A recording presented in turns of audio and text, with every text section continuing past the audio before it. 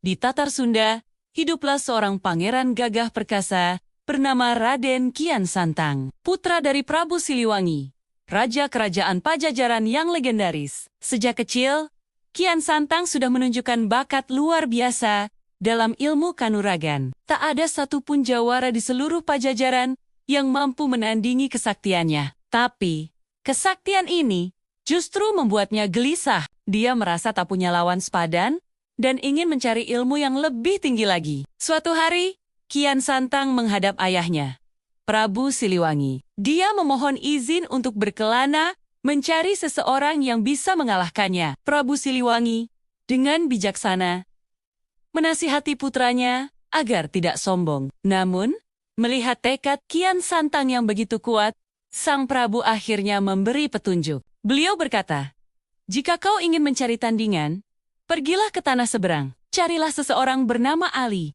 yang berada di Mekah. Dialah satu-satunya yang mungkin bisa mengalahkanmu."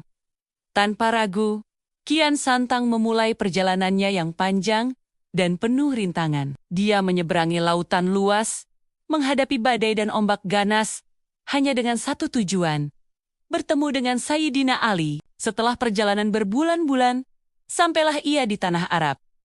Di sana, ia bertemu dengan seorang pria tua yang sedang menancapkan tongkatnya di tanah. Kian Santang, dengan sedikit angkuh, bertanya, di mana ia bisa menemukan Ali. Pria tua itu tersenyum dan berkata, "Sebelum kau bertemu dengannya, coba cabut dulu tongkatku ini."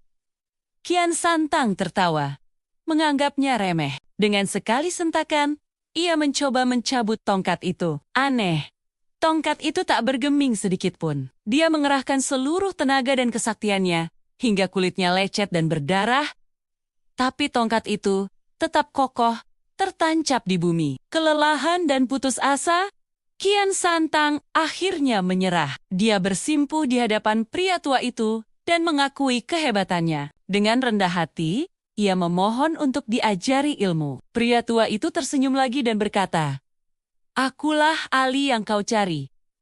Kian Santang terkejut bukan main. Ternyata, orang yang selama ini dicarinya ada di hadapannya. Dia merasa malu atas kesombongannya. Sayyidina Ali kemudian menjelaskan bahwa kekuatan sejati bukan hanya tentang fisik, tapi juga tentang keimanan dan ketakwaan kepada Tuhan Yang Maha Esa.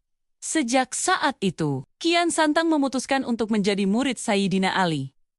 Dia belajar tentang Islam dan mendalami ajaran-ajarannya. Setelah merasa cukup ilmu, Kian Santang kembali ke tanah Sunda. Bukan lagi sebagai pangeran yang sombong, tetapi sebagai seorang penyebar ajaran Islam yang rendah hati. Di Pajajaran, ia menyebarkan Islam dengan damai dan bijaksana, menggunakan ilmunya untuk kebaikan. Meski ayahnya, Prabu Siliwangi, pada akhirnya memilih jalan yang berbeda, Kian Santang tetap menghormatinya. Kisah perjalanan spiritual Raden Kian Santang ini menjadi legenda abadi, mengajarkan kita bahwa kehebatan sejati terletak pada kerendahan hati dan pencarian akan kebenaran. Itulah kisah inspiratif dari Prabu Kian Santang, dari seorang pangeran sakti menjadi ulama besar. Semoga cerita ini bisa memberi kita pelajaran berharga. Terima kasih sudah menonton.